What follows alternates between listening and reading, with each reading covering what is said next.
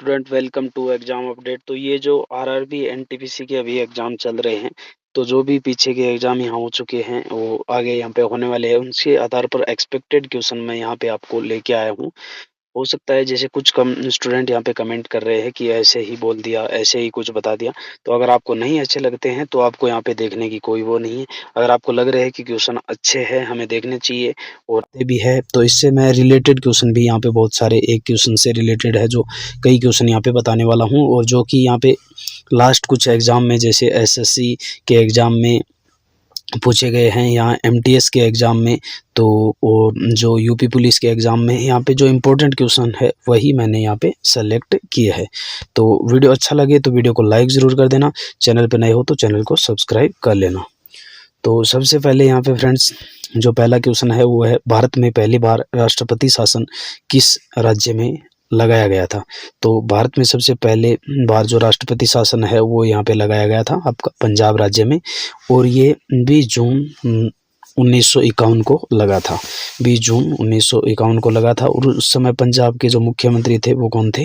गोपीचंद भार्गव थे। गोपीचंद भार्गव उस समय पंजाब के यहाँ पे मुख्यमंत्री थे। और राज्य में राजनीतिक अस्थिरता और प्रशासनिक समस्याओं के कारण अगर राज्य सही ढंग से काम राज्य सरकार नहीं कर पाती है तो वहाँ पे क्या कर दिया जाता है? राष्ट्रपति शासन लागू कर दिया जाता है। और राष्ट्रपति शासन है वो यहाँ पे राज्यपाल उसकी अपील करता है, उसके कहने पे यहाँ पे राष्ट्रपति शासन लागू किया जाता है।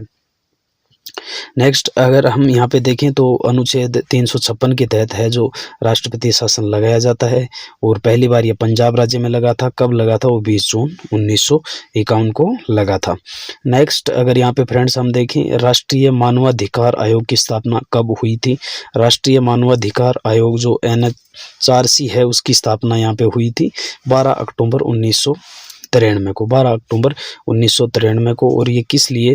ये ह्यूमन राइट्स की यहाँ पे रक्षा करने के लिए, प्रोटेक्शन के लिए है जो स्थापित हुआ था। और इसमें क्या होता है? एक अध्यक्ष होता है, और अध्यक्ष सामान्यतः किसे नियुक्त किया जाता है? जो चीफ जस्टिस ऑफ इंडिया, पूर्व जो न्यायाधीश रह चुके होते हैं उनको यहाँ पे अध्यक्ष नियुक्त किया जाता है एनएचआरसी का। कर लेते हैं यहाँ पे, भारत में पहला जैव मंडल आरक्षित क्षेत्र कौन सा था? भारत में पहला जैव मंडल आरक्षित क्षेत्र वो था नीलगिरी जैव मंडल आरक्षित क्षेत्र, और ये भारत का पहला बायोस्फीयर रिजर्व है जो कि 3 राज्यों में फैला हुआ है, 3 स्टेट में यहाँ पे फैला हुआ है। कौन कौन से? तमिलनाडु, केरल और कर्नाटका में फैला हुआ है, और यूनेस्को वर्ल्ड नेटवर्क में शामिल है। तो जो नीलगिरी बायोस्फीयर रिजर्व है ये यूनेस्को वर्ल्ड नेटवर्क में शामिल है, 3 स्टेट में यहाँ पे फैला हुआ है। नेक्स्ट यहाँ पे देखें तो किस अनुच्छेद के तहत वित्त आयोग का गठन किया जाता है? तो अनुच्छेद 280 के तहत है जो वित्त आयोग का गठन किया जाता है। और वित्त आयोग का गठन कौन करता है? तो ये करता है राष्ट्रपति। राष्ट्रपति के द्वारा गठित ये क्या है? एक संवैधानिक आयोग है, और हर 5 वर्ष में वित्त आयोग का गठन किया जाता है। केंद्र एवं राज्यों के बीच राजस्व वितरण की सिफारिश भी है जो वित्त आयोग ही करता है। महत्वपूर्ण अनुच्छेद अगर देख लेते हैं तो वित्त आयोग है वो अनुच्छेद 280, निर्वाचन जो आयोग से संबंधित अनुच्छेद 324 है, यह भी पूछा भी गया था शायद जो 2nd या 3rd शिफ्ट का एग्जाम था 13 जून का, उसमें यहाँ पे पूछा गया था। ये एग्जैक्ट यहाँ पे अनुच्छेद नहीं पूछा था, लेकिन निर्वाचन आयोग से संबंधित कुछ यहाँ पे पूछ रखा था।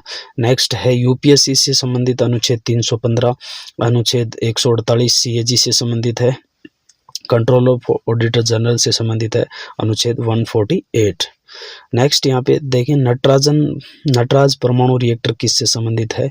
तो ये क्या है? नटराज परमाणु रिएक्टर ये एक परमाणु अनुसंधान है, और कहाँ पे स्थित है? तो ये स्थित है बाग मुंबई में, और न्यूट्रॉन रेडियोग्राफी एवं अनुसंधान में इसका उपयोग किया जाता है। अगर अन्य इनसे जुड़े प्रमुख रिएक्टर देखें तो यहाँ पे अप्सरा भी है, ध्रुव है, कामिनी है, ये परमाणु अनुसंधान है। नेक्स्ट यहाँ पे है, किस मुगल शासक के समय अंग्रेजों की पहली व्यापारिक अनुमति मिली थी? किस मुगल शासक के समय मिली थी? तो ये जहांगीर के समय मिली थी। जहांगीर के दरबार में आया था जो टॉमस रॉय था, वो विलियम्स हॉकिंस के बाद जो सर थॉमस रो है वो जहांगीर के दरबार में यहाँ पे आए थे, और उन्हीं को है जो ईस्ट इंडिया कंपनी के यहाँ पे व्यापारिक अनुमति दी थी। तो पहला जो अंग्रेजी कारखाना था ईस्ट इंडिया कंपनी का वो कहाँ लगा था, यहाँ पे सूरत में लगा था। सूरत में है जो पहला ईस्ट इंडिया कंपनी का कारखाना यहाँ पे स्थापित हुआ था। नेक्स्ट अगर देखें फ्रेंड्स, CSV और डॉट वर्क एक्सेल फाइलों में क्या अंतर है। तो जो CSV है वो क्या होती है, कॉमन सेपरेटेड वैल्यू होती है, और जो एक्सेल वर्कबुक एक्सेल SX है ये एक्सेल वर्कबुक होती है। तो CSV में जैसे आप कॉमन डाटा वगैरह यूज़ कर सकते हो जैसे वर्ड डाटा, और इसमें है जो फॉर्मूला वगैरह सब एक्सेल वर्कबुक में सब रख सकते हो। तो CSV में क्या है, यहाँ पे टेक्स्ट डाटा ही रखती है केवल। और अगर XLX में देखें तो यहाँ पे फॉर्मूला, चार्ट, फॉर्मेटिंग सारे कुछ संभव है। तो इससे रिलेटेड एक क्वेश्चन भी यहाँ पे पूछा गया है जो आपके 13 जून के एग्जाम था RRB NTPC का, उसमें। नेक्स्ट यहाँ पे देखें तो राष्ट्रीय आय की गणना भारत में कौन करता है। राष्ट्रीय आय की गणना तो ये नेशनल स्टैटिस्टिक्स ऑर्गेनाइजेशन है और राष्ट्रीय सांख्यिकी कार्यालय ये क्या करता है, भारत में जो राष्ट्रीय आय की गणना है वो करता है। ये स्थापित यहाँ पे कब हुआ था फ्रेंड्स, तो ये हुआ था आपका 2019 में स्थापित किया गया था इसको। और यहाँ पे जो दो संगठन है CSO और NSSO को मिलाकर यहाँ पे NSO बनाया गया था। नेक्स्ट यहाँ पे देखें फ्रेंड्स, तो भारत का पहला 13वां डाकघर कहाँ है, तो ये है आपका श्रीनगर जम्मू कश्मीर में भारत का पहला 13वां डाकघर है। वो कहाँ स्थित है, ये है डल झील में स्थित है, और 2011 में इसे शुरू किया गया था, डल झील में स्थित जम्मू कश्मीर ने। और भारत का पहला ये जो 13वां फ्लोटिंग पोस्ट ऑफिस है। नेक्स्ट यहाँ पे देखें फ्रेंड्स, कैक्टस था वो अपने मालदीव से संबंधित था, और मालदीव में क्या हुआ था, एक बार तख्ता पलट की कोशिश की गई थी, तो यहाँ पे भारतीय सेना भी है जो गई थी, और जो तख्ता पलट की कोशिश थी वो विफल रही थी यहाँ पे, तो वो था ऑपरेशन कैक्टस। नेक्स्ट है, किस पंचवर्षीय योजना को गेट गिल योजना कहा जाता है, तो ये कहा जाता है आपकी तीसरी पंचवर्षीय योजना को। क्यों, क्योंकि जो इसका अर्थशास्त्री था उसका नामकरण के नाम पे इसको है जो गेट गिल योजना यहाँ पे कहा जाता है। और तृतीय जो पंचवर्षीय योजना थी वो 1961 से 1966 इसका टाइम पीरियड था, और कृषि एवं आत्मनिर्भरता पर इसने जोर दिया था। नामकरण अगर देखे जाए तो अर्थशास्त्री इसका था DR गेटगिल। अब आपको बताना है यहाँ पे जो सेकंड पंचवर्षीय योजना थी उसका कार्यकाल यहाँ पे क्या था। सेकंड पंचवर्षीय योजना का कार्यकाल आपको बताना है कमेंट बॉक्स में, इसका कार्यकाल क्या था। नेक्स्ट अगर देखें, वाटर पोलो में गोलकीपर सहित कुल कितने खिलाड़ी होते हैं। इंपॉर्टेंट क्वेश्चन है फ्रेंड्स, यहाँ पे ऐसा क्वेश्चन एक है जो आपका कल भी पूछा गया है, 13 जून को भी यहाँ पे पूछा गया है। वाटर पोलो में गेम से रिलेटेड जो खिलाड़ी है, तो वाटर पोलो में कुल आपके 7 खिलाड़ी होते हैं, 6 फील्ड खिलाड़ी और 1 गोलकीपर है। और ये वाटर पोलो है, ये खेल कहाँ, पानी में खेला जाता है और ओलंपिक खेलों में भी शामिल है।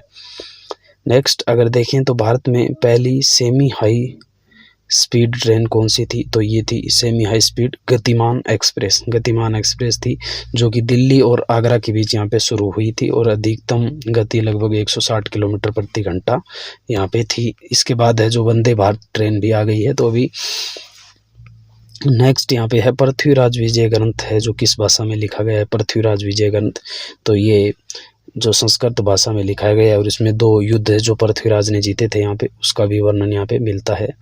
और पृथ्वीराज विजय ग्रंथ के यहाँ पे लेखक आपको पूछा जाए तो जयानक है, और पृथ्वीराज चौहान के जीवन पर ये आधारित है। पृथ्वीराज रासो से अलग ग्रंथ है ये पे।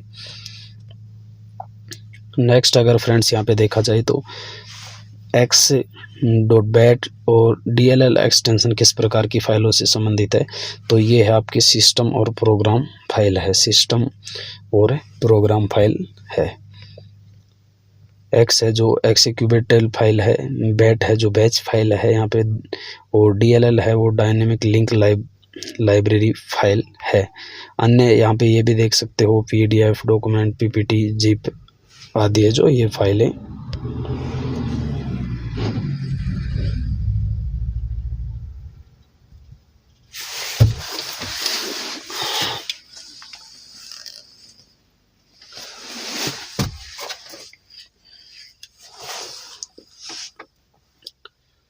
द्वारा जोड़ा गया था। तो ये आपका जोड़ा गया था 97वें संविधान संशोधन के द्वारा है, जो भारतीय संविधान में सहकारी समिति है उनको जोड़ा गया था। ये कब वर्ष 2011 में पारित हुआ था और सहकारी समितियों को संवैधानिक दर्जा यहाँ पे दिया गया था। नेक्स्ट है किस राज्य में सबसे अधिक रामसर स्थल है, तो ये है तमिलनाडु में स्थित है।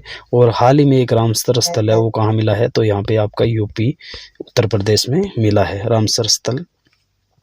नेक्स्ट यहाँ पे देखा जाए तो भारत में सर्वाधिक रामसर स्थल यहाँ पे बता दिया आपको तमिलनाडु में स्थित है। और रामसर स्थल का मतलब है अंतर्राष्ट्रीय महत्व की जो आठ भूमि होती है।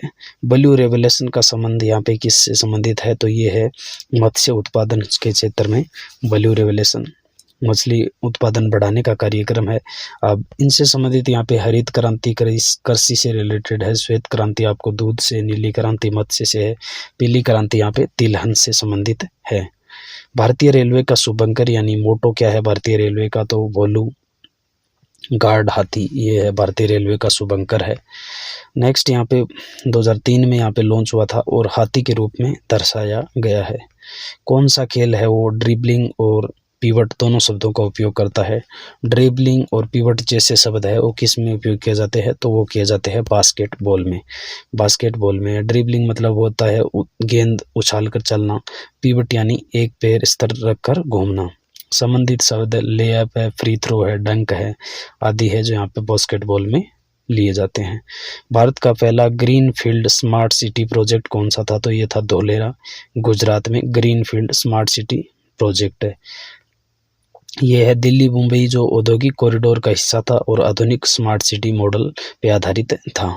किस युद्ध के बाद पृथ्वीराज चौहान की राजनीतिक शक्ति समाप्त हो गई, तो ये हो गई त्राइन का द्वितीय युद्ध जो 1192 में हुआ था, उसके बाद है जो पृथ्वीराज चौहान की राजनीतिक शक्ति है वो समाप्त हो गई थी।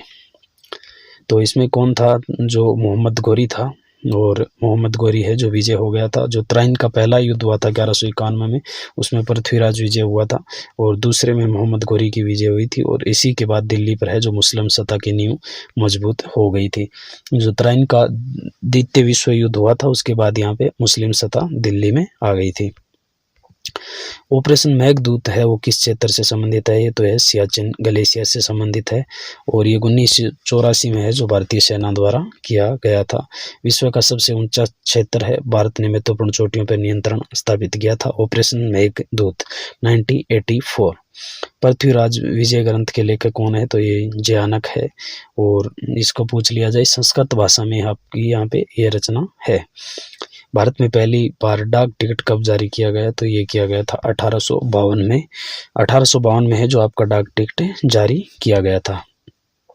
सिंध डाक भारत का पहला डाक टिकट था और ब्रिटिश काल में ये जारी किया गया था। भारत का पहला डाक टिकट पूछ ले तो ये कौन सा था, सिंध डाक था और ये ब्रिटिश काल में आपका जारी किया गया था। तो आई होप आपको वीडियो अच्छा लगा होगा। वीडियो अच्छा लगा तो वीडियो को लाइक ज़रूर करना और चैनल पर नए हो तो सब्सक्राइब जरूर कर लेना।